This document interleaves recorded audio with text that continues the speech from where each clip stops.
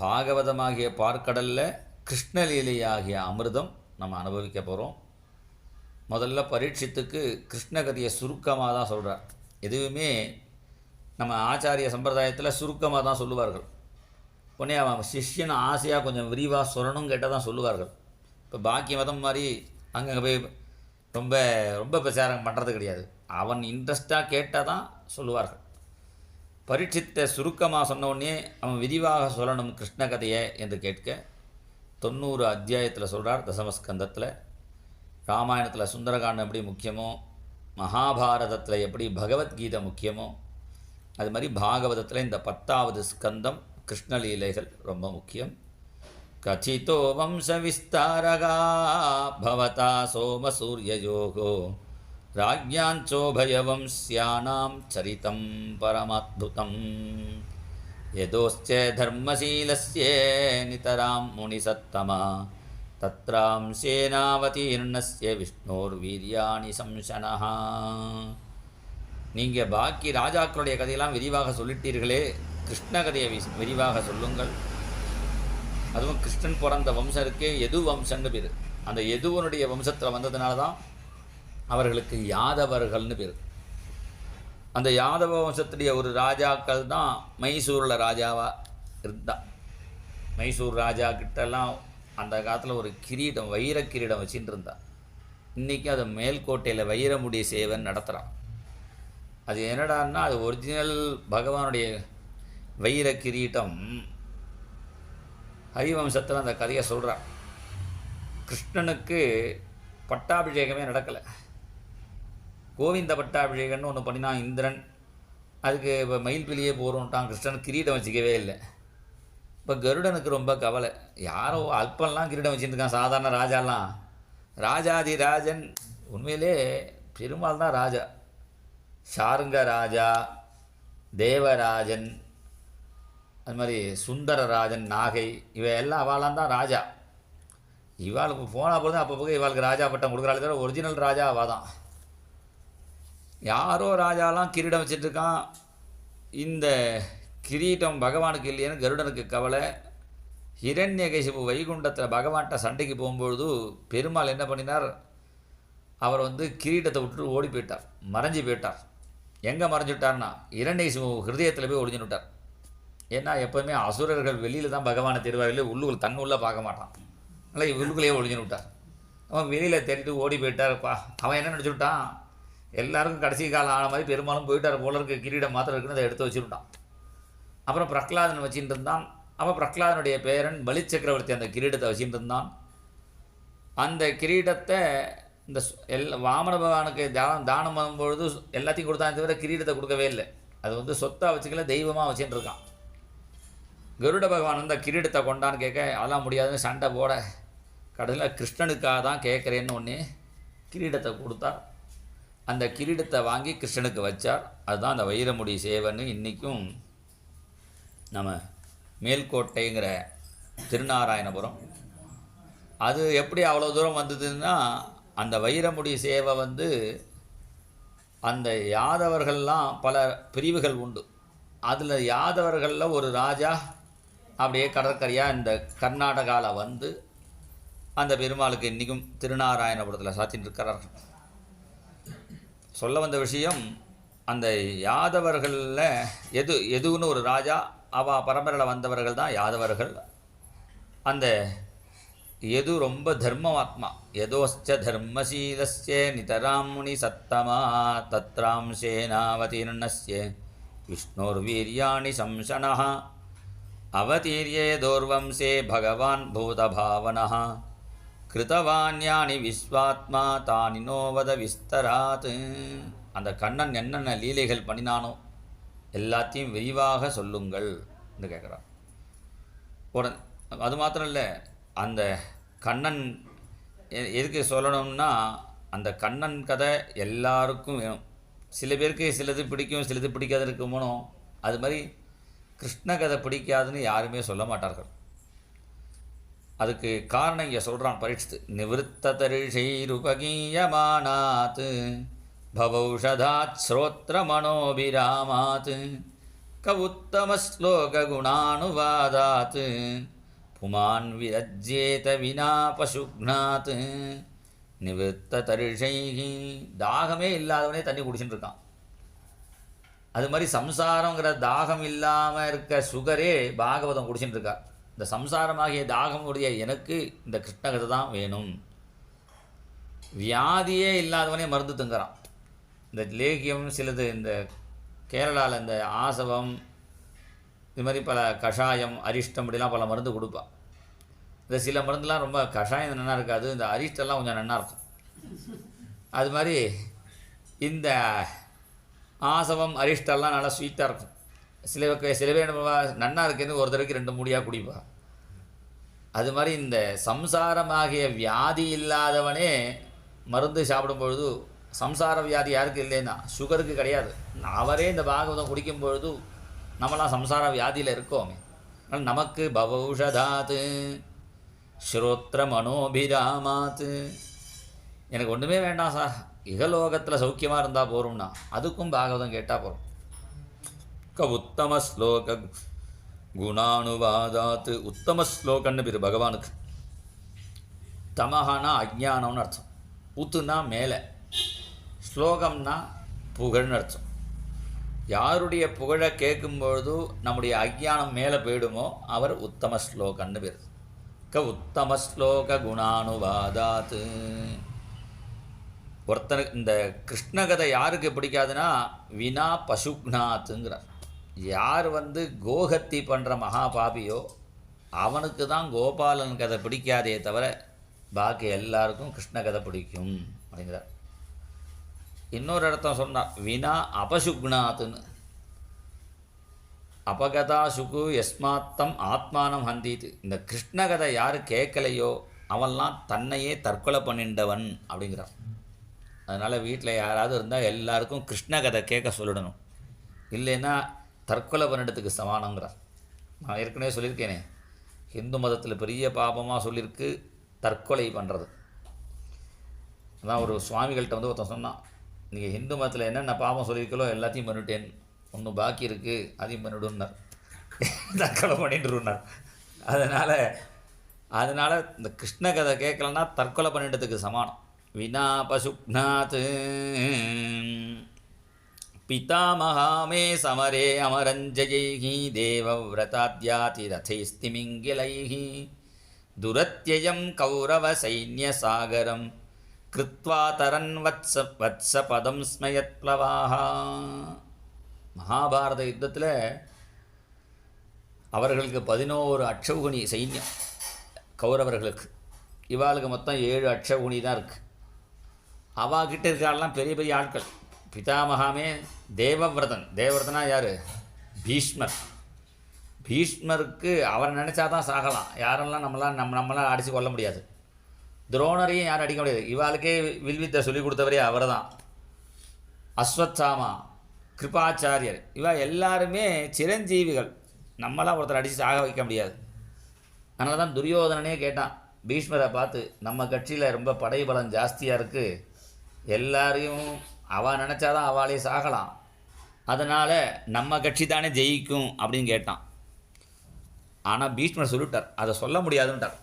ஏன்னா பாக்கி வெளிநாட்டு கதையெல்லாம் படைபலம் யார் இருக்கானோ அவன் ஜெயிப்பான் தான் அவள் கதைகள்லாம் இருக்கும். நம்ம கதையில் அப்படி கிடையாது, படைபலம் முக்கியம் இல்லைன்னுட்டார் பீஷ்மர். ஏதாவது ஒரு கெஸ் பண்ணி சொல்லுங்களேன்னு. கெஸ் பண்ணி சொல்கிறதா இருந்தால் ஒன்று சொல்லலாம், எதோ தர்மஹா தத்தோ ஜெயஹா. எங்கே தர்மம் இருக்கோ அங்கே ஜெயிக்கும்னார் பீஷ்மர். உடனே துரியோதனன் கேட்டான், அப்போ நம்ம ஜெயிக்க மாட்டோமாங்கிறான். ஏன்னா அவனுக்கே தெரியும் அவன் அவ்வளோ தர்மாத்மாவா இல்லைன்னு. இங்கே எப்படி விட உட்காந்துங்க, எதோ தர்மஹா தத்தோ ஜெயஹா. அதனால் அந்த துரத்தியமும் கௌரவ சைன்ய சாகரங்கிறான். அது பெரிய சாகரம் மாதிரி இருக்குது கௌரவ சைன்யம். அதை ஈஸியாக தாண்டிட்டார்களாம். கிருத்வா தரன் வத்சபதம் ஸ்மயத் ப்ளவாஹா.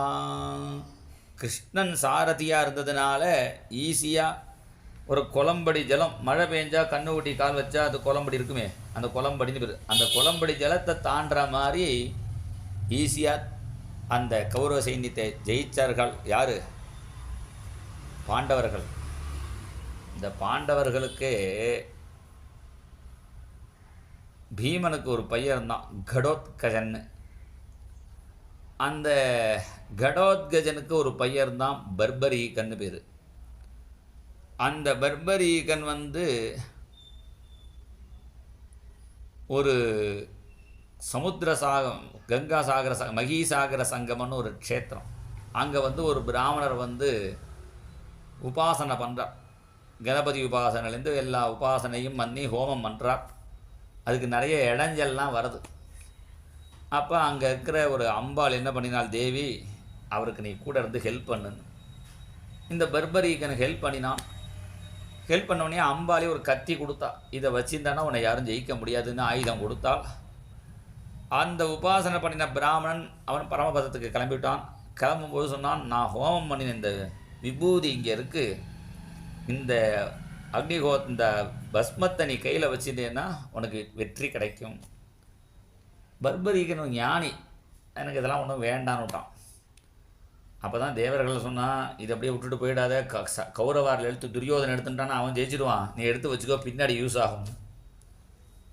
சரின்னு எடுத்து வச்சுருந்தான்.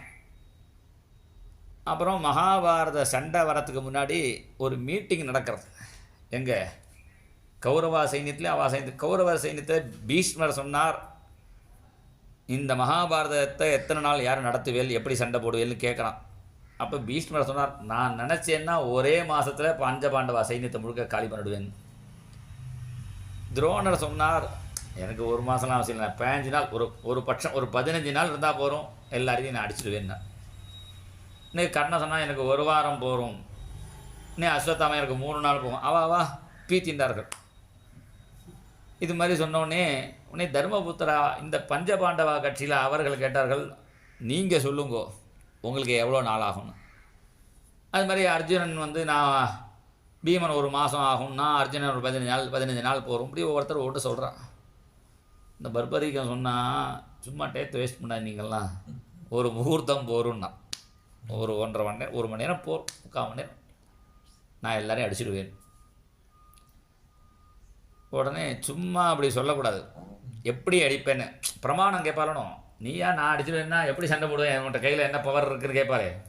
பிரம்மோஸ் இருக்குது, அது இருக்குன்னு உத்திர இப்படி ஏவுகணை உன்னை போட்டால் அடிச்சு விடலாங்கிறாளே, அது மாதிரி என்ன ஏவுகணை வச்சுருக்கேன். அவன் சொன்னான், என்கிட்ட ஒரு ஸ்பெஷல் ஒரு பிரசாதம், ஒரு பிராமணர் கொடுத்த பிரசாதம் இருக்குது, அதை நான் வில்ல போட்டு பிரயோகம் பண்ணினேன்னா எல்லாருடைய மர்மஸ்தானத்தில் அடிச்சிடும். மர்மஸ்தானம்னா சில பேருக்கு சில இடத்துல அடித்தா உயிர் போகும்னு இருக்குது, அதுதான் மர்மஸ்தானம். வேறு எங்கே அடித்தாலும் உயிர் போகாது, அதுக்குன்னு ஒரு இடம் இருக்குது, அதுதான் அவருடைய பவர், மர்மஸ்தானம்னு சொல்லுவார்கள். அங்கே அடிச்சிட்டா போகும் ப்ரூஃப் பண்ணுன்னா. உடனே அந்த வில்லில் அந்த பஸ்மத்தை எடுத்து இப்படி விட்டால் அது கரெக்டாக பீஷ்மருடைய ஒவ்வொரு ரோமத்துலேயும் போய் விழருது, கிருஷ்ணனுடைய காலில் விழருது. அவளுடைய மர்மஸ்தானம் எதுவோ போனால் அங்கங்கே போய் அது விழுந்துடுச்சு. இது இப்போ பார்த்துட்டேலா, அவளுடைய உயிர் அங்கே தான் இருக்குது. அந்த இடத்துல பானத்தை போட்டால் ஆல் க்ளோஸ் அப்படின்னோடனே கிருஷ்ணன் பார்த்தா டக்கான் சக்கரத்தை எடுத்தார், அவன் தலையை வெட்டிட்டார். அந்த பர்பரீகனுடைய தலையை வெட்டினார். உடனே எல்லாரும் வருத்தப்பட்டா, கிருஷ்ணா இது மாதிரி அவன் ஒரு க்ஷணத்தில் பெரிய யுத்தத்தை பண்ணி முடிச்சிருப்பானே, அந்த யுத்தத்தை முடிச்சிருப்பான், அவனை போய் வதம் பண்ணிட்டேன்னு கேட்குறார்கள். அப்போ கிருஷ்ணன் சொன்னார், எல்லாரும் சபதம் பண்ணியிருக்கீர்கள். ஏன்னா துரியோதனன் ஒரு சபதம் பண்ணியிருக்கான், துரியோதனைய தொடை உடையப்பேன்னு. அதே மாதிரி பீமன் ஒரு சபதம் பண்ணியிருக்கான், அர்ஜுனன் ஒரு சபதம் பண்ணியிருக்கான். இப்படி அவரவர்கள் சபதம் பண்ணியிருக்கேன். நீங்கள் சொன்ன வார்த்தையெல்லாம் பொய்யாகக்கூடாது. நம்ம எதை வேணால் பண்ணினாலும் வார்த்தை பொய்யாகாமல் பார்த்துக்கணும். அதனால் அவனை வதம் பண்ணிட்டேன். இவன் அப்போயே ஏதோ இவன் இந்த பிராமணருக்காக ஹெல்ப் பண்ணிட்டு அந்த ஊரில் இருந்தானே கங்கா சாகர சங்கமத்தில், அப்போ பீமன் தண்ணி குடிக்க வந்தான் அந்த இடத்துல. தர்மபுத்திரர் சொல்லி அமைச்சார், இது புண்ணிய தீர்த்தம்பா, டகான புண்ணிய தீர்த்தத்தில் எடுத்தோடனே காலை வைக்கக்கூடாது, நமஸ்காரம் பண்ணிவிட்டு அப்புறம் கைகாலெலாம் அந்த ஜலத்தினால கைகாலை அளமிண்டு அப்புறம் ஜலத்தை குடிக்கணும். அது மாதிரி பண்ணுன்னார். இந்த பீமனுக்கு எப்போயும் சொன்ன வச்சுக்க வேண்டாம், நேராக கிட்ட போய் தண்ணியில் காலை வச்சு நேராக தண்ணி குடிக்க போனான். அங்கே காவலுக்கு பர்பரீகன் இருந்தான்.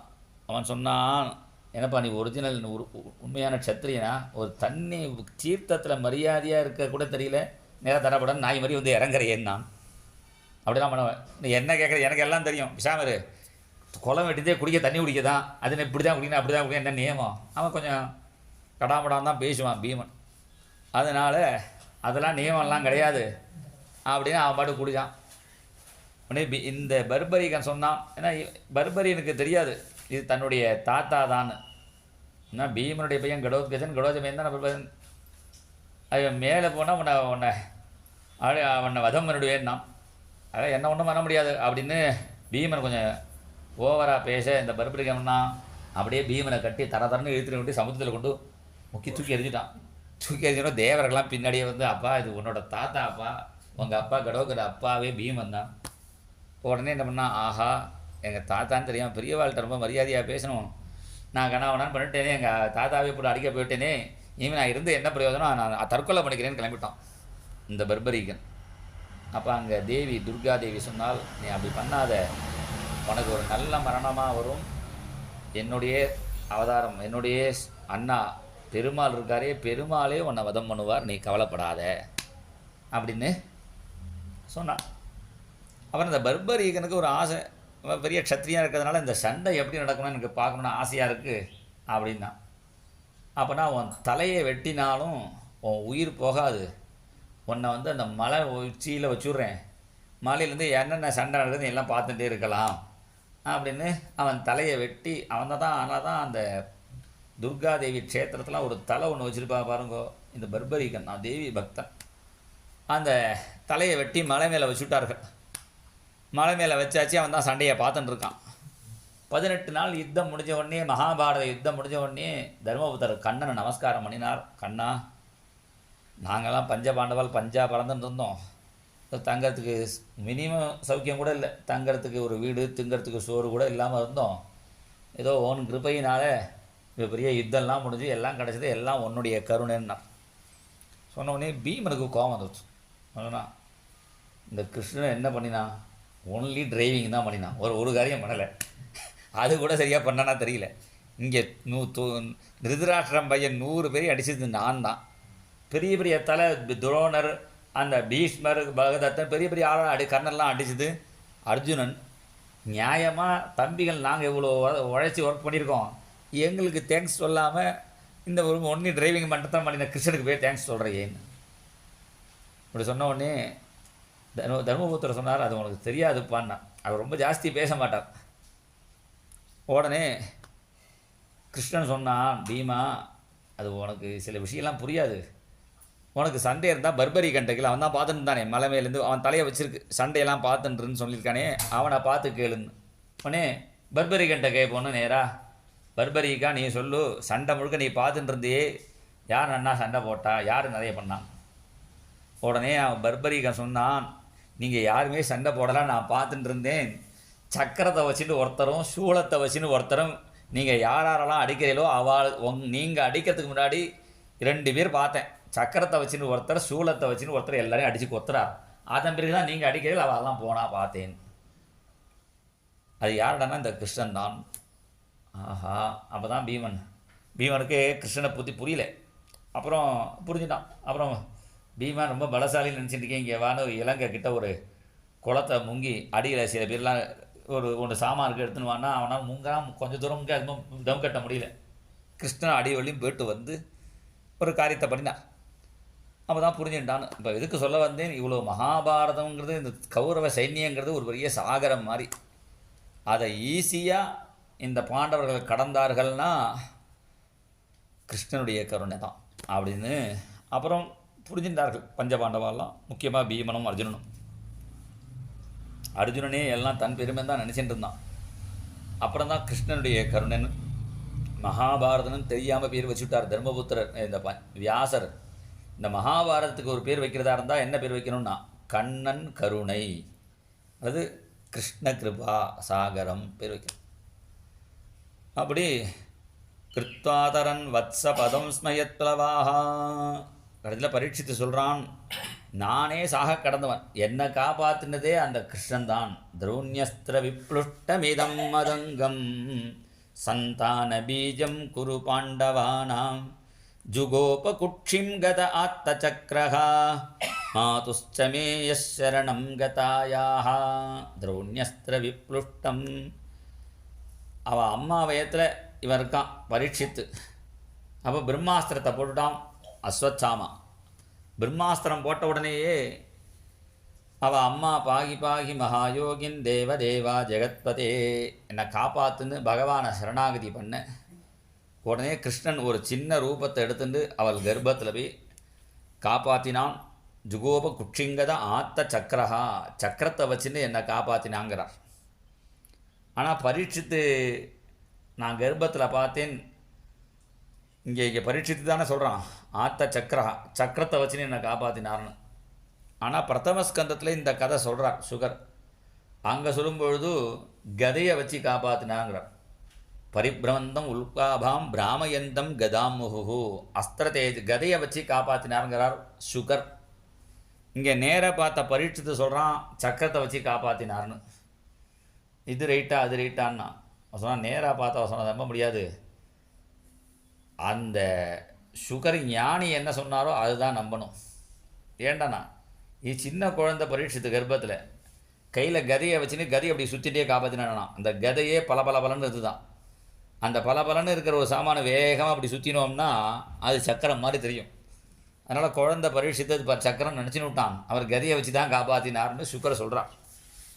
கதையோ சக்கரமோ அல்லது டபுள் செக்யூரிட்டி ரெண்டும் வச்சுருந்தார் வச்சுக்கோங்க. எப்படி இருந்தால் 4 கையோடு தானே பகவான் போயிருக்கார். அப்படி பகவான் காப்பாற்றினார் அப்படின்னு எதுக்கு காப்பாற்றினார்னு நான் நினச்சிட்டேன். ஏன்னா எல்லாரும் போன பிறகு கிருஷ்ணாவதாரம் முடிஞ்ச பிறகு வந்து பரீட்சித்து பிறந்தான். இப்போ தான் எனக்கு புரியுறது, நான் என்னை காப்பாற்றினதே அந்த கிருஷ்ண கதை கேட்கறதுக்கு தான். அது மாத்திரம் இல்லை, இந்த பரீட்சித்து பிறந்த உடனே கறிக்கட்டை மாதிரி தான் இருந்தானா, அவனுக்கு உயிரே இல்லை. அப்போ அசரீர வாக்கு கேட்டுதான், ஒரு உண்மையான பிரம்மச்சாரி தொட்டால் இந்த குழந்தைக்கு உயிர் வரும்னு. அப்போ தான் அவன் நினச்சா, ஆஹா உண்மையான பிரம்மச்சாரி ஒருத்தர் தான் இருந்தார் பீஷ்மர், அவரையும் நம்ம அடிச்சிட்டோம். உடனே ஆட்டை என்ன கேட்குறது, சில பேர் பிரம்மச்சாரின்னு அந்த டயத்தில் இருந்தால் யாருமே வரலை. நம்ம தொட்டு ஒருவேளை குழந்தைக்கு உயிர் வரலைன்னா நம்ம பிரம்மச்சாரியா இல்லையா எல்லாருக்கும் தெரிஞ்சிருமேனு யாருமே வரலை. கடைசியில் பீஷ்மர்கிட்டே போய் கேட்டாலாம், நீங்கள் ஒரு பிரம்மச்சாரி தொட்டால் தான் குழந்தை உயிர் வருங்கிறாலே என்ன பண்ணுறதுன்னு. பீஷ்மர் சொன்னார், என்ன ஏன்டா இங்கே வந்து பார்க்க வந்த, உங்கள் வீட்டிலே ஒருத்தர் இருக்கானே பிரம்மச்சாரி, ஏன்டான்னா கிருஷ்ணனை போய் பாருன்னு. கிருஷ்ணன் தான் 16,108 கல்யாணம் பண்ணிட்டு இருக்கானேன்னா. அவன் 16,108 கல்யாணம் பண்ணிட்டாலும் அவன் பிரம்மச்சாரி தான். தண்ணியிலேயே இருந்தாலும் தாமரை இலை எப்படி தண்ணீர் சம்பந்தம் இல்லாமல் இருக்கோ அது மாதிரி கிருஷ்ணன் இருக்கான். குடும்பத்தில் இருந்தாலும் அவன் தனியாக இருக்கான்ப்பா. கிருஷ்ணனை பற்றி உனக்கு தெரியாது. இதுக்கு ஒரு கதை இருக்குது பின்னாடி. கர்க்க சம்ஹிதையில் ஒரு கதை சொல்கிறார்.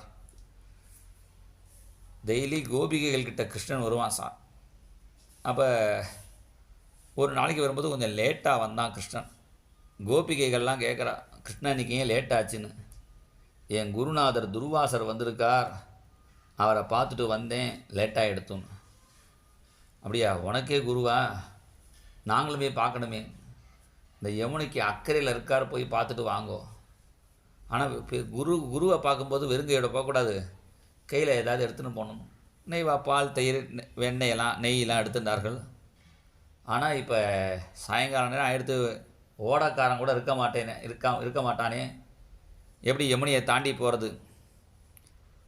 உடனே கிருஷ்ணன் சொன்னான், கிருஷ்ணன் உண்மையான பிரம்மச்சாரியாக இருந்தால் வழிவிடு சொல்லுங்கோ, உன்னை யமுனை வழிவிடும். இவாளுக்கே புரியல, நம்மளோட ஃப்ரீயாக பேசி பழகின்னு இருக்கான், பிரம்மச்சாரிங்கிறானே, சரி எதுவும் சொல்லுவோன்னு அங்கே யமுனை கிட்டவே, யமுனாதேவி கிருஷ்ணன் பிரம்மச்சாரியாக இருந்தால் வழி விடுன்னொன்னே யமுனை வழி விட்டுடுச்சு. இந்த பக்கம் ஓடி வந்த ஜலம் அப்படியே போய் எடுத்து, வர வேண்டிய ஜலம் அப்படி நிற்கிறது. யமுனையை கிராஸ் பண்ணி அந்த பக்கம் போனார்கள். அவர்கிட்ட துர்வாசட்டை எல்லாத்தையும் கொடுத்தார்கள். அவர்படி எல்லாத்தையும் பால் தயிர் வெண்ணெய் எல்லாத்தையும் சாப்பிட்டார். ஏப்பமும் விட்டார். சரி போய்ட்டு வாங்க, உங்களுக்கு எல்லாம் க்ஷேமமாக இருப்பேன். அவள் சொன்னால், திரும்பி யமுனையை தாண்டி போகணும், வரும்போது கண்ணன் கருணையினால் தாண்டி வந்துட்டோம், திரும்பி எப்படி போகிறது யமுனையை தாண்டறதுக்கு? அவர் சொன்னார், இந்த துர்வாசன் நித்திய உபவாசி, ஒன்றும் சாப்பிட்றதே இல்லைன்னா வழி விடு சொல்லுங்கோ, அது வழி விடும். என்னடா அது குருக்கு ஏற்ற சிஷ்யனுக்கு ஏற்ற குருவாக இருக்காரு. இவன் கிருஷ்ணன்னா நம்மளோட பழகிட்டு பிரம்மச்சாரிங்கிறான், இவரும் எல்லாத்தையும் தின்னுட்டு ஏப்பம் வேற விட்டுட்டு கடைசியில் உபவாசிங்கிறாரு. சரி சொல்லுவோன்னு திரும்பி வந்து யமுனா கிட்ட சொன்னாங்க, யமுனா தேவி இந்த துர்வாசன் நித்திய உபவாசியாக இருந்தால் வழி விடுவோன்னே வழி விட்டுடுச்சு. உன்னை இக்கரைக்கு வந்தால் கிருஷ்ணனை பார்த்து கேட்டால், கிருஷ்ணா ஒன்றும் புரியவே இல்லை, உன் குருநாதர் எல்லாத்தையும் தின்னுட்டு உபவாசங்கிறார், நீ என்னடான்னா பிரம்மச்சாரிங்கிற, எனக்கு புரியலையேன்னு சொன்னார். எதை சாப்பிட்டாலும் தனக்குன்னு சாப்பிட்றதில்ல, கோவிந்த கோவிந்த கோவிந்தா கோவிந்தா கோவிந்தான்னு சொல்லி யார் சாப்பிட்றாளோ, கபலே கபலே செய்வ குறியாத் கோவிந்த கீர்த்தனம் நித்யோபவாசி சனரஹா நித்தியமுக்தோ நசம்சயா. கோவிந்தா கோவிந்தான்னு சொல்லி யார் சாப்பிட்றானோ அவனுக்கு அந்த உபவாசத்தினுடைய பலன் கிடைக்கும். இதை நான் சொன்ன உடனே ஒரு மாமி கேட்டால், ரொம்ப சந்தோஷம், இனிமேல் டெய்லி ஏகாசரிக்கு கோவிந்தா கோவிந்தா சாப்பிட. அதுக்கு சாப்பிட்றதுக்காக சொல்லலை, எப்போ சாப்பிட்ற டேத்தில் கோவிந்தா கோவிந்தா சொல்லி சாப்பிட்றோன்னு அர்த்தம். நித்யோபவாசி சனரஹா நித்தியமுக்தோ ந சம்சயா. அதனால் அவர் தனக்குன்னு சாப்பிட எல்லாம் கிருஷ்ணார்ப்பணம் சாப்பிட்றதுனால அவர் உபவாசம். கிருஷ்ணனும் சொன்னால் நான் உங்களில் பழகினாலும் நான் தனியாக இருக்கேன். அதனால் கிருஷ்ணன்ட்ட வந்து சொன்னார்கள், கிருஷ்ணன் காலால் தொட்டானா. அது அழகாக சொல்கிறார். கிருஷ்ணனுக்கு கட்டியம் சொல்லும்போது சொல்லுவாள், திரௌண்யஸ்திரவன்னி பரிதக்த பரீட்சிதங்க சஞ்சீவனௌஷதிலதா நவ பல்லவாங்கே ஜெயாவதி பவா. திவிநாமம் முடிஞ்சு கட்டியம் சொல்லும்பொழுது இதை சொல்லுவார்கள். திரௌண்யஸ்திர வன்னி பரிதக்த பரீட்சிதங்க சஞ்சீவன ஓஷதி லதா நவ பல்லவாங்கே. கிருஷ்ணன் தன் காலால் அப்படி தொட்ட உடனே பரீட்சத்துக்கு உயிர் வந்துடுச்சு. ஆசீர்வாதம் பண்ணினார்னு அப்படி கர்ப்பத்தில் பார்த்த அந்த கிருஷ்ணன் தானா இவர்னு பரீட்சை பண்ணினதுனாலையும் தான் அவனுக்கு பரீட்சித்துன்னு பேர் ஏற்பட்டது. என்னை காப்பாற்றினதே அந்த கிருஷ்ண கதை கேட்கறதுக்கு தான். நல்ல விரிவாக அந்த கிருஷ்ண கதையை சொல்லுங்கள் என்று கேட்க உடனே சுகர் நல்ல இன்ட்ரெஸ்டாக இருக்கேப்பா, இதுதான் வேணும்னு அவனை கொண்டாடிட்டு ஆரம்பிக்கிறார். பூமிர் திருப்த நிருபவ்யாஜ தைத்தானீக சதாயுதைஹி ஆக்ராந்தா பூரி பாரேன பிரம்மாணம் சரணம் யயோ. பூமிக்கு பாரம் தாங்கலையாம். பூமிக்கு எது பாரம்னா, பெரிய பெரிய பில்டிங்லாம் கட்டாலே அது பாரம் இல்லை. பூமிக்கு பாரம் பூமியிலேருந்து கிடைக்கிற சாப்பாட்டையே சாப்பிட்டுண்டு அந்த பூமி தேவிக்கு பர்த்தாவான கணவனான பகவானை யார் நிந்த பண்ணுறார்களோ அவள் தான் பூமிக்கு பாரம். ஜிரி சரி சிந்து பாருநகி மோகி. பூமி தேவி சொல்கிறார் துளசிதாசர், இந்த மலைகளோ இதெல்லாம் எனக்கு பாரம் இல்லை, தான் வாழறதுக்குன்னு அடுத்தவனை யார் கஷ்டப்படுத்துகிறானோ அவன்லாம் எனக்கு பாரம். பலிச்சக்கரவர்த்தி சொல்கிறான், நஹ் யசத்யாத்பரோ தர்மஹா இதிகோவாச்ச பூரியம். பொய் சொல்கிறவன் தான் பூமிக்கு பாரமா. அப்போனா இப்போ ரொம்ப பாரமாக இருக்கும். எல்லாருமே பொய் சொல்லுவாள். சில பேர் நான் 10 மணிக்கு வரேன்னு சொல்லிட்டு 10:30 வந்தான்னா அதுவே பொய் தான். சில பேர் கதையில் உட்காந்து இப்படி தூங்கிட்டே இருப்பாள். பக்கத்தில் எழுப்பி என்ன தூங்குறீங்களான்னு கேட்டால் இல்லையே ஒன்றுவா. இல்லை நம்ம கண்ணை மூடின்னு இப்படி ஆடினே இருந்தேன் அப்படின்பா. இதெல்லாம் கூட பரவாயில்ல.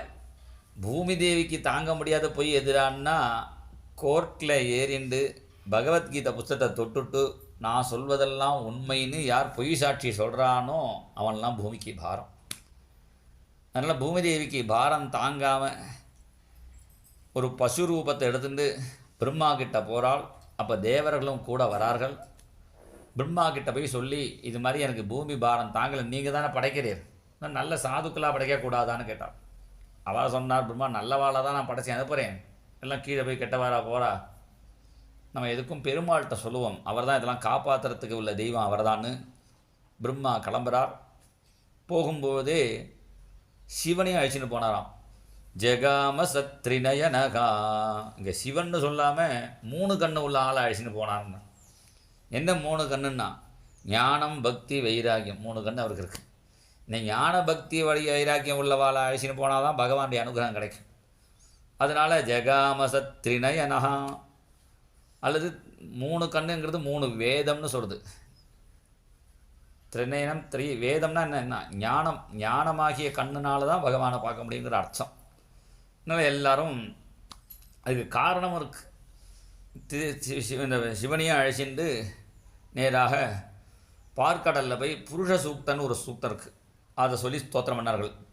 புருஷம் புருஷ சூக்தேன உபதஸ்தே சமாஹிதா. அந்த புருஷ சூக்தம் எப்படி ஆரம்பிக்கும்னா, சகஸ்ரசீரிஷா புருஷா சஹஸ்ராட்சஸ் சஹஸ்ரபாத்னு ஆரம்பிக்கும். ஏன் இதை சொன்னார்கள்னா, 1000 தலைன்னு ஆரம்பிக்கிறது. பெருமாளுக்கு 1000 தலைன்னா என்ன சொல்லணும்? திசகஸ்திராட்சா திசகஸ்திரபாத்னு வரணும். 1000 தலைக்கு 2000 கை 2000 கால் வரணும்னு இருக்கணும் நியாயமாக பார்த்தா. இந்த வேதத்தில் எப்படி இருக்குன்னா, சகஸ்ர சீருஷா புருஷா சகஸ்திராட்சா 1000 தலை 1000 கண்ணு 1000 காலுங்கிறது. அவனா பெருமாளுக்கு ஒத்த கண்ணு ஒத்த கால் தானா? 1000 தலைக்கு 2000 கண்ணுன்னா வரணும். அப்படின்னா என்ன அர்த்தம்னா, 1000னா 1000னு கணக்கு இல்லை, ஆயிரக்கணக்கான கைகள் ஆயிரக்கணக்கான தலைகள் உடையவர்னு அர்த்தம். ஏன்னா இந்த தேவர்கள்லாம் முதல்ல பிரம்மா கிட்ட தான் சொன்னார்கள், உங்களுக்கு 4 தலை இருக்குது, 8 கை வச்சுருக்கீரே, இந்த கம்சனை அடிக்கக்கூடாதான். பிரம்மா சொன்னார், ஹிந்து மதத்திலேயே சண்டை போடாத தெய்வம் நான் ஒண்டி தான். ஏதோ கையில் ஜபமாலையும் ஏதோ வேத புஸ்தகம் கமண்டலம் வச்சுன்னு உட்காந்துட்டுருக்கேன். என்னை போய் கேட்காய்ங்கோ, தலை கையை வச்சுங்க கணக்கு பண்ணாங்கோ. என்னை விட தலை ஜாஸ்தி இருக்குது சிவனுக்கு. 5 தலை இருக்குது, 10 கை இருக்குது. சத்யோஜாதம் வாமதேவம் அகோரம் தத்ருஷம் ஈசானம். அவர்கிட்ட போய் கேளுங்கன்னு சிவன்கிட்ட போய் சொன்னார்கள், உங்களுக்கு 5 தலை 10 கை இருக்குது, இந்த கம்சனோட சண்டை போடக்கூடாதான். உடனே சிவன் சொன்னார், எனக்கு 5 தலை தான் இருக்குது, என் பையன் முருகனுக்கு 6 தலை இருக்குது, 12 கை இருக்குது. அந்த 6 தலைக்காரன்ட்ட போங்க, உங்களுக்கு 6 தலை கொடுப்பான், போய்ட்டு வாங்கன்னார். உடனே இவெல்லாம் அந்த முருகன்ட்ட போய் சொன்னான், உங்களுக்கு 6 தலை 12 கை இருக்குது, நீங்கள் போய் கம்சனோட சண்டை போடக்கூடாதான்னு. உடனே முருகன் சொன்னார், எனக்கு 6 தலை தான் இருக்குது, எங்கள் மாமாவுக்கு 1000 தலை இருக்குது, எங்கள் மாமாட்ட போய் சொல்லுங்கன்னா. அதனால தான் அதை ஞாபகப்படுத்துறதுக்காக தான் சகஸ்திர சீரிஷா புருஷான்னு ஸ்தோத்திரம் பண்ணுறார். உடனே பெருமாள் என்ன பண்ணார், நம்ம பார்க்கடலுக்கே போனால் கூட அவர் இஷ்டத்தை தான் தரிசனம் கொடுப்பார். இல்லை பிரம்மா கிட்ட மாத்திரம் சொன்னார், நான் பூலோகத்தில் அவதாரம் பண்ண போகிறேன்னு. உடனே பிரம்மா தேவர்கள்ட்ட சொன்னார், வசுதேவ கிருஹே சாட்சாத் பகவான் புருஷப் பரஹ ஜனிஷ்யதே தத் பிரியார்த்தம் சம்பவந்து சுரஸ்திரியா. வசுதேவருடைய வீட்டில் பகவான் பிறக்க போகிறாருங்கிறார். ஆனால் வசுதேவர் வீட்டில் பகவான் பிறக்கலை, காராகிரகத்தில் தான் பிறக்கிறார். ஆனால் வசுதேவ கிரகம்னு சொல்கிறார். ஏன்னு சொன்னார்னா, நம்ம எங்கே இருக்கோமோ அதுதான் வீடு. ஏன்னா சில பேருடைய வீடை விட சில பேர் ஜெயிலில் கொண்டு போட்டால் திருப்பி வீட்டுக்கு போக மாட்டேங்க, ஜெயிலே இருக்கீங்க சௌக்கியமாக இருக்கீங்க எல்லாம் அப்படிங்கிறாங்க. அது மாதிரி ஒரு காராகிரகம் போல இருக்கு.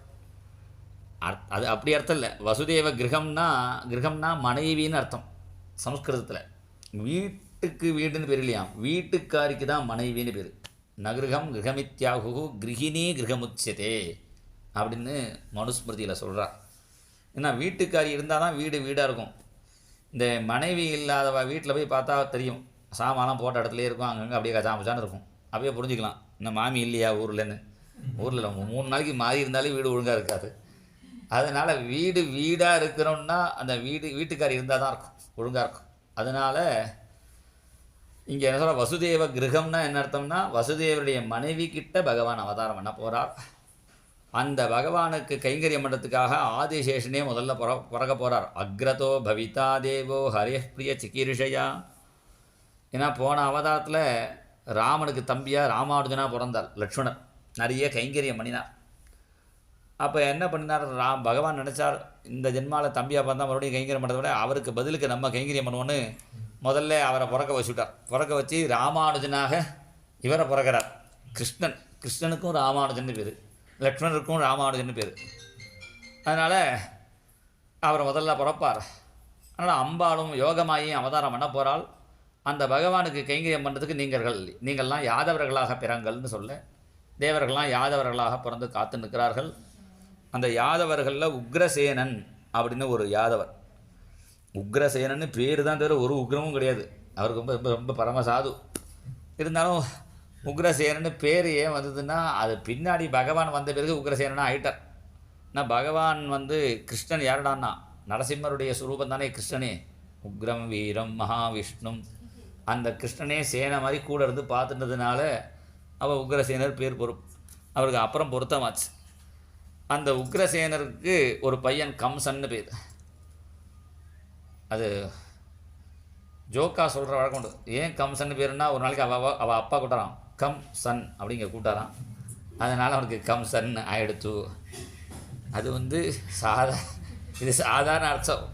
ஒரிஜினல் அர்த்தம் என்னடான்னா அது வேறொரு கதை இருக்குது.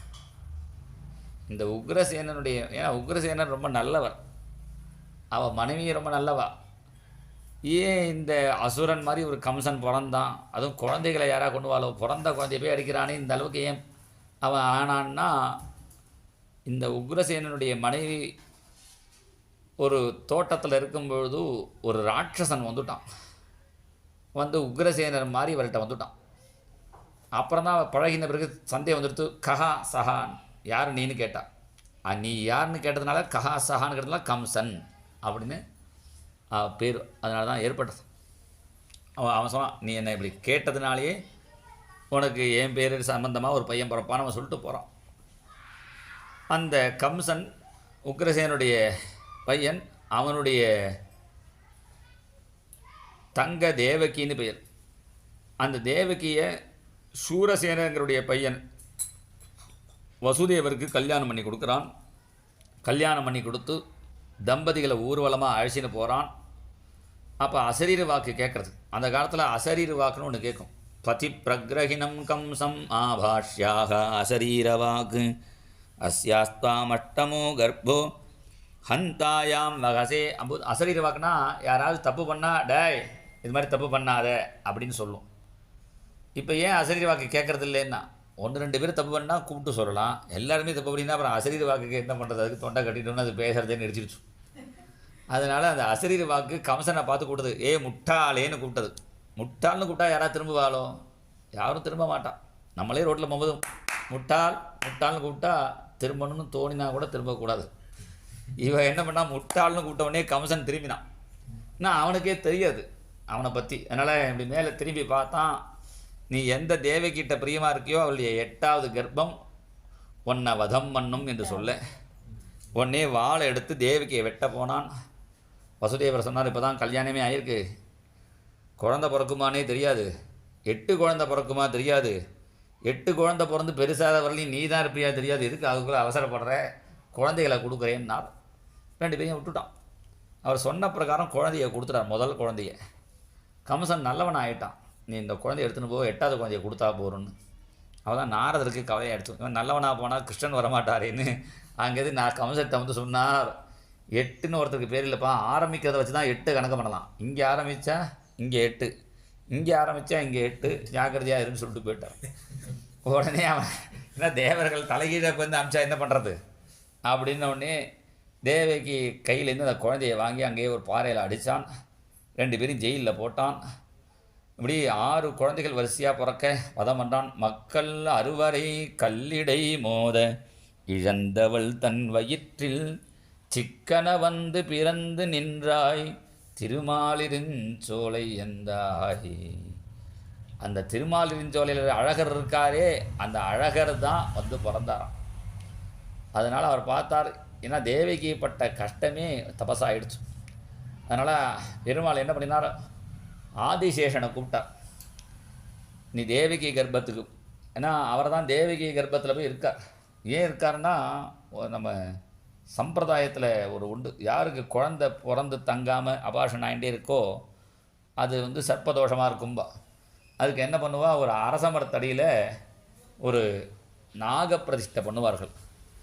அப்போ கிருஷ்ணன் பார்த்தான், இந்த தேவகிக்கு குழந்தை தங்க மாட்டேங்கிறதே ஒரு நாகப்பிரதிஷ்டை பண்ணினா தேவலைன்னு, சாதாரண நாகம் வேண்டாம் ஒரிஜினல் நாகத்தை இப்படி போட்டு ஆதிசேஷனை கூப்பிட்டு தேவகி கர்ப்பத்துக்கு அனுப்பிச்சி விட்டார். பாக்கி நாகெல்லாம் பிரதிஷ்டை பண்ணணும், இது கொஞ்ச நேரம் இருந்தாலே போகிறோம். ஆதிசேஷன் வந்துவிட்டார். தேவகி கர்ப்பத்தில் ஆதிசேஷன் வந்தோடனே திருப்பி சந்தேகம் வந்துடுச்சு. என்னடாண்ணா இது எல்லா குழந்தையும் கொல்கிற மாதிரி இந்த கம்சன் இந்த குழந்தைய கொல்ல போனால் இந்த குழந்தை கம்சனை கொண்டுடும். அப்போ கிருஷ்ணன் பார்த்தான், கம்சம்மனை நான் தானே வதம் பண்ணணும், இவர் கொண்டுட்டான்னா என்ன பண்ணுறது, சரி இவரை கிளப்பி விட்டுவிடலான்னு தேவியை கூப்பிட்டு, யோகமாயா தேவியை கூப்பிட்டு தேவகி கர்ப்பத்தில் இருக்க அந்த ஆதிசேஷனை எடுத்துன்னு போய் வசுதேவருடைய மூத்த மனைவி ஒருத்தி இருக்காள், ரோஹிணின்னு பேர், கோகுலத்தில் இருக்காள், அவள் கர்ப்பத்தில் கொண்டு சேர்த்துடும். நீ அங்கே இருக்க யசோதைக்கு பெண் குழந்தையாக பிறக்கணும் என்று தேவி கிட்ட சொல்லி உன்னை எல்லாரும் கொண்டாடுவார்கள். துர்கேதி பத்ரகாளியதி விஜயா வைஷ்ணவி சர்வகாம வரேஸ்வரி இங்கே சொல்கிறார். இங்கே சர்வகாம வரேஸ்வரி, எல்லா காமங்களையும் கொடுக்கக்கூடிய காமாட்சியாக உன்னை கொண்டாடுவார்கள்னு. இங்கே பிராதுராசம் வரதராட்டுங்கிறார். அந்த வரதராஜனும் காமாட்சி இவெல்லாம் தான் சேர்ந்து பிறந்தான்னு நமக்கு தெரியாது. 8வது கர்ப்பமாக பகவான் வந்தாராம். தத்தோ ஜெகன்மங்களம் அச்சுதாம் சமாஹிதம் சூரசுதேன தேவி ததார சர்வாத்மகமாத்மபூதம் காஷ்டாயசா ஆனந்தகரம் மனஸ்தகா. ஒரு நாளைக்கு வசுதேவருக்கு திவ்ய ஸ்வப்னம். சதுர்புஜ சங்கச்சக்கர கதாபத்மதாரியா பகவான் தரிசனம் கொடுக்குறார். தான் பார்த்த ரூபத்தை தேவகிக்கு வர்ணித்தார். தேவகி காது வழியாக பகவான் போயிட்டாராம். பிரவிஷ்டா கர்ணரந்தேனன்னு. தேவகி கர்ப்பவதி ஆனால் கம்சன் வந்து பார்க்க வந்தான். அவள் முகத்தில் ஒரு தேஜஸ் இருக்கிறத பார்த்தான், புரிஞ்சுனுட்டான். பெருமாள் தான் இருக்கார், இப்பயே வதம் பண்ணலாமா நினச்சிருந்தான். இப்பயே வதம் பண்ண போனோம்னா நரசிம்மர் வரை தபான வந்துட்டார்னா என்ன பண்ணுறது, பின்னாடி மெதுவாக வரட்டும்னு கம்சன் பயந்துட்டு போயிட்டான். தெரிஞ்சவுடனே தேவர்கள் வந்து ஸ்தோத்திரம் பண்ணினார்கள். சத்யவிரதம் சத்யபரம் திரிசத்யம் சத்யஸ்ய யோனிம் நிகிதஞ்ச சத்யே சத்யஸ்ய சத்யம் மிருத சத்ய நேத்ரம் சத்யாத்மகம் துவாம் சரணம் பிரபன்னாஹ. சத்தியமான அந்த பகவான் யாருடனா கிருஷ்ணன். சத்தியம் பரம் தீமகின்னு ஆரம்பித்தார் பாகவதத்தில். அந்த சத்தியமான பரமாத்மா யாருடானா இந்த கிருஷ்ணன் தான் அப்படிங்கிறதுக்கு ஞாபகப்படுத்துறதுக்காக தான் கிருஷ்ணாவதார டயத்துலேயும் சத்யவிரதம் சத்யபரம். அதனால தான் பட்டத்திரி வர்ணிக்கும் பொழுதும் சாந்திரானந்தாவபோதாத்மகம்னு ஆரம்பித்தார். அந்த சாந்திரானந்தம் பரமாத்மா யாருடானா கிருஷ்ணன் தான். சாந்திரானந்த தனோஹரே நனுபுரான்னு இங்கேயும் ஆரம்பிக்கிறார். அப்படி தேவர்கள்லாம் வந்து ஸ்தோத்திரம் பண்ணி தேவகியையும் ஸ்தோத்திரம் பண்ணிட்டு நீ கவலைப்படாதமா என்று ஸ்தோத்திரம் பண்ணி தேவர்கள் கிளம்பின பிறகு பகவானுடைய அவதாரட்டயம் அத சர்வகுணோபேதகா கால பரமசோபனா எரிஹே வாஜனஜன்மற்றம் சாந்தர்ஷ கிரகதாரகம். நம்ம வீட்டில் குழந்தை பிறகுதான் தான் நம்ம கவலைப்படுவோம். நல்ல கிரகமாக இருக்கணுமே, நல்ல ராசியாக இருக்கணுமே, நல்ல நட்சத்திரமாக அமையணுமேனு. இங்கே என்ன கிரகமே கவலைப்படுறது, பெருமாள் வராரே நம்ம ஒழுங்காக இருக்கணுமேனு. நவகிரகங்கள்லாம் ஒழுங்காகவே இருக்காது. பார்த்துருக்கையில் கோவிலில் அது நவகிரகமே ஒருத்தருக்கு அப்பா புள்ள தான். யார் புதனும் சந்திரனும் சூரியனும் சனியும். ஆனால் ஒருத்தர் பார்த்துக்க மாட்டா. அப்படி இருந்தால் சூரியன் அப்படி இருந்தால் இப்படி பின்னாடி நிற்பார் சனி. ஒரே வீட்டில் இருந்தால் கூட ஒருத்தருக்கு பார்த்துக்க அப்படி திரும்பி நிற்பார்கள். இப்பயும் அப்படி தான் இருக்கிறாங்க. நவகிரகமாக தான் வீட்டில் எல்லாம் இருக்கார்கள். ஒருத்தருக்கு பார்க்கறதே இல்லை. அவள் தனித்தனியாக மொபைலில் பார்த்துன்னு உட்காந்துருக்கார்கள். இந்த நவகிரகம்லாம் அப்படி தானே இருக்கும். இப்போ கிருஷ்ணன் வர போகிறான்னு உடனே இந்த கோவிலில் ஆழ்வார்கள்லாம் நிற்பா பாருங்க, ஆழ்வார்கள் நாயன்மார்கள்லாம் அது மாதிரி எல்லாம் ஒழுங்காக இருக்கிறதான். சாந்தர்ஷ கிரகதாரகம், கிரகங்கள் நட்சத்திரங்கள்லாம் ஒழுங்காக இருக்க பகவானுடைய அவதாரட்டயம் ஆவணி மாதம் ரோகிணி நட்சத்திரம் அஷ்டமி திதி. இந்த அஷ்டமி நவமியும் பகவான்கிட்ட போய் சொன்னது. இந்த ஜோசியாரெலாம் எங்களை ஒத்துக்கவே மாட்டேங்கிற. அஷ்டமி நவமி நல்ல நாள் இல்லை, நல்ல நாள் இல்லைன்னு சொல்கிறான். கவலைப்படாங்கயோ, அஷ்டமியில் கிருஷ்ணனாகவும் நவமியில் ராவணாக பிறக்கிறேன், அப்புறம் கோகுலாஷ்டமி ராவணவமின்னு எல்லாம் கொண்டாடுவார்கள்னு அதுக்கு ஒரு பெருமையை கொடுத்தான். உடனே கருப்பு கலர் போய் கிருஷ்ணன் பகவான்கிட்ட சொன்னது. பொண்ணு பார்க்க வரவரெல்லாம் பொண்ணு கொஞ்சம் கருப்பாக இருக்கா, வேண்டாம் சொல்லிட்டு போகிறா, என்ன பண்ணுறது, கவலைப்படாத, நான் கிருஷ்ணாவதாரத்தில் கருப்பாக பிறக்கிறேன், எல்லாம் கிருஷ்ணன் மாதிரி இருக்குவான்னு சொல்லுவா அப்படின்னு. அப்புறம் கருப்புக்கு பெருமை வந்துடும். கருப்பே அழகு காந்தலே ருச்சி அப்படின்னு அவன் இப்போ பழமொழிலாம் சொல்ல ஆரம்பிப்பா. அதனால் கருப்பு தான் ரொம்ப அழகான். மன்மதன் ரொம்ப கருப்பாக இருப்பானா. லலிதா பரமேஸ்வரியும் சியாமலான்னு பேர். அவளே கொஞ்சம் கருப்பாக தான் இருப்பாளாம். கருப்பாக இருக்கிறவங்களுக்கு நிறைய ஸ்கின் டிசீஸ்லாம் வராதுங்கிறான். நான் எனக்காக சொல்லலை, பொதுவாக சொல்கிறேன். அதனால் அந்த கிருஷ்ணாவதாரத்தில் நான் கருப்பாக பிறக்கிறேன், அது ஒரு பெருமையாக இருக்கும் அப்படின்னு இந்த கருப்பு கலருக்கு சமாதானம் பண்ணினானான். அதனால தான் கிருஷ்ணாவதாரத்தில் அந்த கலரை எடுத்துட்டு ராத்திரி 12 மணிக்கு கிருஷ்ணாவதாரம், மத்தியானம் 12 மணிக்கு ராமாவதாரம். ஏன் 12 மணிக்கு சூஸ் பண்ணினாருன்னா, இந்த 12 மணி பகவானை மறக்கிற டைம். மத்தியானம் 12 மணிக்கு பசியில் பகவானை மறந்துடுவோம், ராத்திரி 12 மணிக்கு தூக்கத்தில் பகவானை மறந்துடுவோம். அதனால் ஒரு நாளைக்காவது ஞாபகம் வச்சுக்கணுமேங்கிறதுக்காக தான் மத்தியானம் 12 மணிக்கு ராமரும் ராத்திரி 12 மணிக்கு கிருஷ்ணனும். ராத்திரியில் ஏன் அவதாரம் பண்ணுறாருன்னா, ராத்திரிங்கிறது அஜ்ஞானம். ராத்திரியில் தெரியாது ஒன்றும். அந்த அஜ்ஞானமாகிய ராத்திரியை நீக்கிறதுக்காக கிருஷ்ணன் அவதாரம் பண்ணுறார். கிருஷ்ணச்சந்திரனா. ஜெயிலில் ஏன் அவதாரம் பண்ணுறாருன்னா, ஜெயில்ங்கிறது நம்முடைய மனசு தான். சில பேருடைய மனசை பார்த்தா ஜெயிலே தேவையில்லை, அவ்வளோ கஷ்டப்பட்டுருப்பா. அந்த மனசாகிய ஜெயிலில் கிருஷ்ணன் வந்துவிட்டான்னா நம்ம அப்போ என்னடாண்ணா அதுவே கோயிலாக போயிடும். இப்போ கிருஷ்ணன் பிறந்ததுனால என்ன எடுத்தேன்னா இப்போ கோயிலாக போயிடுத்து, ஜெயில் பெரிய கோயிலாக எடுத்து நான் போய் எல்லாம் பார்த்துட்டு இருக்கேன். அதனால் நம்முடைய ஹிருதயமாகிய மனசாகிய ஜெயிலில் பகவான் வந்துவிட்டார்னா இதுவே க்ஷேத்திரமாயிடும் என்பதை காட்டுறதுக்காக தான் பகவான் அவதாரம் வந்தார். நிசீதே தம உத்பூதே ஜாயமானே ஜனார்தனே தேவக்யாம் தேவரூபிண்யாம் விஷ்ணு சர்வகுஹாசயா ஆவிராசீத் யதா பிராச்யாம் திசிந்துரிவ புஷ்கலः தமத்புதம் பாலகம் அம்புஜேக்ஷணம் சதுர்புஜம் சங்ககதார்யுதாயுதம் ஸ்ரீவத்சலட்மம் கலசோபிகௌஸ்துபம் பீதாம்பரம் சாந்திரபயோதசௌபகம் மகார்கவைடூர்யகிரீடகுண்டலத்விஷா பரிஷ்வக்தசஹஸ்ரகுந்தலம் உத்தாமகாஞ்சங்கதகங்கணாதிபிः விரோச்சமானம் வசுதேவ ஐட்சத. ஆசாசு ஜிலுஜிலுன்னு இருந்துதான் கிருஷ்ணன் பார்க்குற டயத்தில். இந்த ஹோசூரே கிருஷ்ணன் பிறந்த டைம் மாதிரி தான் இருக்குது. ஆசாசு சீதலதராசு பயோததோஜைஹி ஆசாசி தப்தி விவசேஷு சஜ்ஜனேஷு நைஷாகரோதய விதௌ நிஷிமத்தியமாயாம் கிளேஷாபகஸ்திரிஜகதாம் துவமிகா விராசிஹி. வசுதேவரன் தேவிக்கும் பார்க்கும்போது ஒரு நீல ஜோதி அடிக்கிறதான். அந்த நீல கலரே அழகான கலர். பாக்கி கலர்லாம் டபுளாக இருக்கும். சக்கச்சவேல்னு இருக்குது, மஞ்ச மசக்க இருக்குது, பச்சை பசையாக இருக்குது, வெள்ளை வலியன்னு இருக்குது, கண்ணங்கரைன்னு இருக்குது. சொல்கிறது நீலன்னு இருக்குதுன்னு யாரும் சொல்ல மாட்டாங்க. அந்த நீல கலரே ரொம்ப அழகான கலர். அதனால் அந்த நீல கலர் எடுத்துட்டான். தம் அத்புதம் ஒரு நீல ஜோதி தெரியறதான். அக்ரே பசியாமி தேஜஹா அப்படிங்கிறார். அப்புறம் ததனு ததுததே திவ்ய கைஷோர வேஷம். அந்த நீல ஜோதிஷுக்கு மத்தியில் பகவான் சதுர்புஜ சங்கச்சக்கர கதாவத்மதாரியா தரிசனம் கொடுக்கிறார். அவதீர்ணோ ஜயதி பகவான் அவதீர்ணோ ஜயதி ஸ்ராவண கிருஷ்ணாஷ்டமி சுபசூதினே பகவான் அவதீர்ணோ ஜயதி. தயையா புவனேன்னு பகவான் அவதாரம் வந்தார்.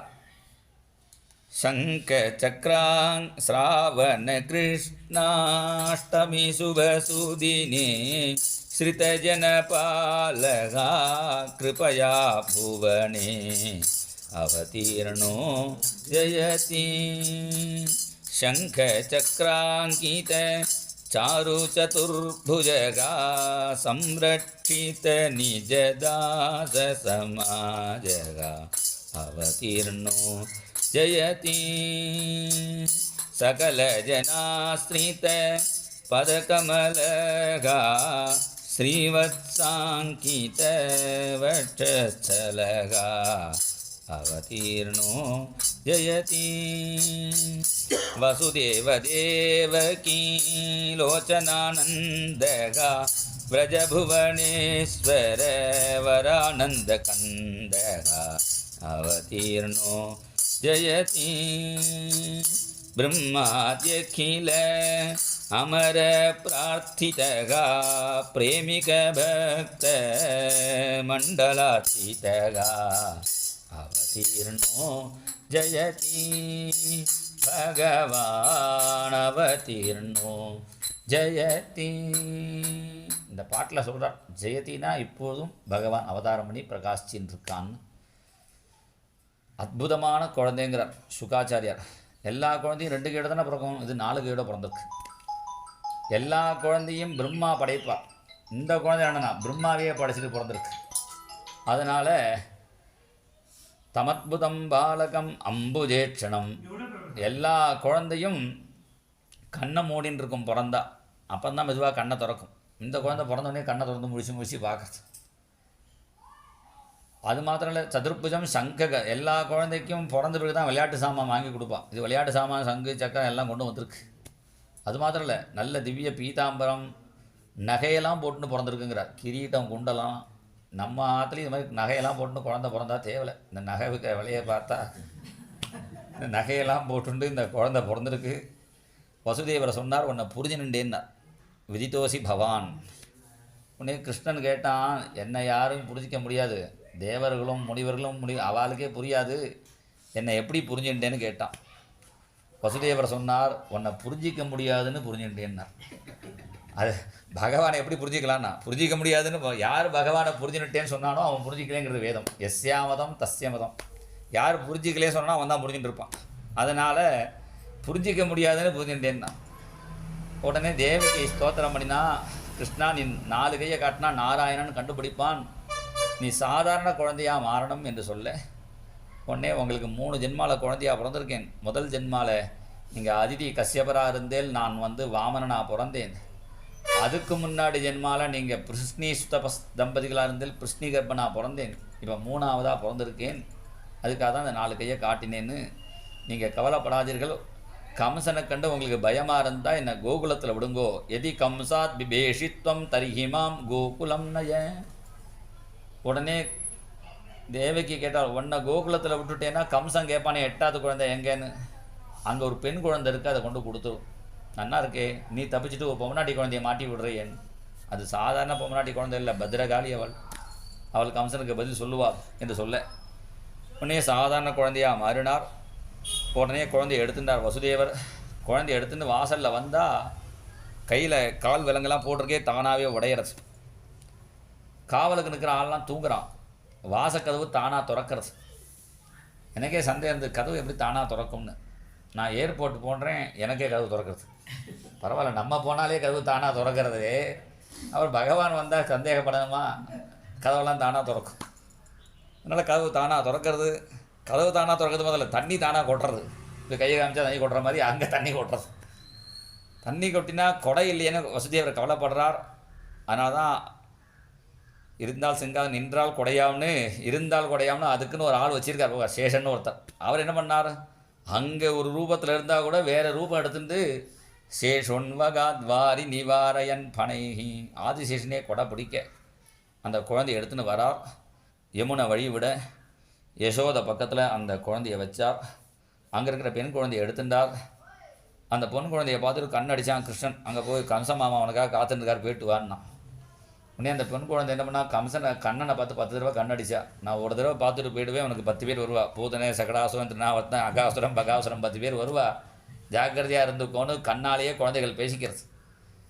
ஜெயிலுக்கு வந்தவுடனே கதவு தானாக பூட்டிக்கிறது. இந்த குழந்தை வீல்னு கத்துறது. சாதாரணமாகவே பொம்நாட்டி குழந்தை சவுண்டு ஜாஸ்தியாக இருக்கும். ஏன்டி காளி மாதிரி கத்துற அப்படின்பா. இங்கே காளி மாதிரிலாம் இல்லை, சாட்சாத் காளியே கத்தலை. பத்ரகாளியே கத்தின உடனே கம்சனுடைய ஆட்கள் கம்சன்கிட்ட சொல்ல, கம்சன் அந்த குழந்தையுடைய காலை பிடிச்சி ஆகாசத்தில் வீசி கத்தியால் குத்தலான்னு ஆகாசத்தில் வீசினா சாயுதாஷ்ட மகாபுஜா, 8 கைகளோட துர்கா தேவியாக காட்சி கொடுக்க கம்சனை பார்த்து சொன்னால், உன்னை கொல்ல பிறந்த குழந்தை ஒருத்தி மகனாய் பிறந்து ஓரிரவில் ஒருத்தி மகனாய் ஒளித்து வளர, உன்னை கொல்ல பிறந்த குழந்தை வேறு இடத்துல வளர்றது, நீ சாதுக்களை ஹிம்சை பண்ணாத என்று சொல்லி தேவி மறைஞ்சாள். கம்சன் கவலைப்பட்டு என்ன பண்ணுறதுன்னு யோசிக்கிறான். அப்போ அங்கே பூத்தனேன்னு ஒரு மந்திரி சொன்னால், நான் பார்த்துக்கிறேன், அதை பற்றி நீங்கள் கவலைப்படாதீங்கன்னா. அதுக்குள்ளே கோகுலத்தில் எப்படி பொழுது முடிச்சதுன்னு வர்ணிக்கிறார். கோகுலமாசீத் பரமானந்தம் கோப்யோன்றியந்தே சானந்தம் கோகுலமாசீத் பரமானந்தம். கிருஷ்ணன் வந்த உடனேயே அந்த ஊரே பரமானந்தமாகிடுதான். ஏண்டானா ராத்திரி நல்லா மழை பெஞ்சுதா, ஜில்லுன்னு காற்றடிக்க எல்லாம் தூக்கி போயிட்டா ஆயர்கள்லாம். காற்றே ஜில்லுன்னு இருந்தால் நல்லா தூக்கம் வரும். இந்த பெங்களூர் ஹோசூர்லாம் வந்தால் நல்லா தூக்கம் வரும். அதனால் நல்லா தூக்கம் வர மாதிரி கிளைமேட்டு. சில பேருக்கு அதுலேயும் தூக்கம் வராது, அது அவாவோட பிராரப்தம். அதனால் தூக்கம் வரலைன்னா என்ன பண்ணணும்னா, தூங்குற கிருஷ்ணனை நினச்சிட்டா போகிறோம். கராரவிந்தேன பதாரவிந்தம் முகாரவிந்தே வினிவேஷயந்தம். அப்படியும் யாருக்கும் தூக்கம் வரலையோ, நாளைக்கு சாயங்காலம் 4:30 இங்கே வந்தால் போகிறோம். பகவானுடைய கதையை கேட்டால் தூக்கம் வந்துடும். ஏன் கதை கேட்டால் தூக்கம் வருதுன்னா, கதை நிம்மதியாக இருந்தால் தான் தூக்கம் வரும். இப்போ கதை கேட்டால் ஏன் தூக்கம் வருதுன்னா, இங்கே வந்தோடனே நிம்மதி கிடச்சிடும் தானாகவே. அதனால் இங்கே என்ன ஆச்சு, எல்லோரும் தூங்கி போயிட்டார்கள். ஆயர்கள்லாம் பார் கலக்கலை. மாடு கறக்காதனால என்னாச்சு, கண்ணுக்குட்டிலாம் மேனு கத்துறது.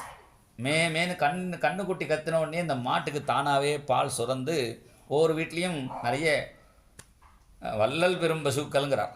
ஒவ்வொரு வீட்லேயும் நிறைய மாடு இருக்கா, அது தானாகவே பால் காம்புலேருந்து தானாகவே கொட்டி ஆவாத்து சாக்கடை வழியாக வாசலில் வந்து வாசலில் ஓடையில் பால் மழதலையோட போய் கலந்து வெள்ளையாக ஓடுறதான்.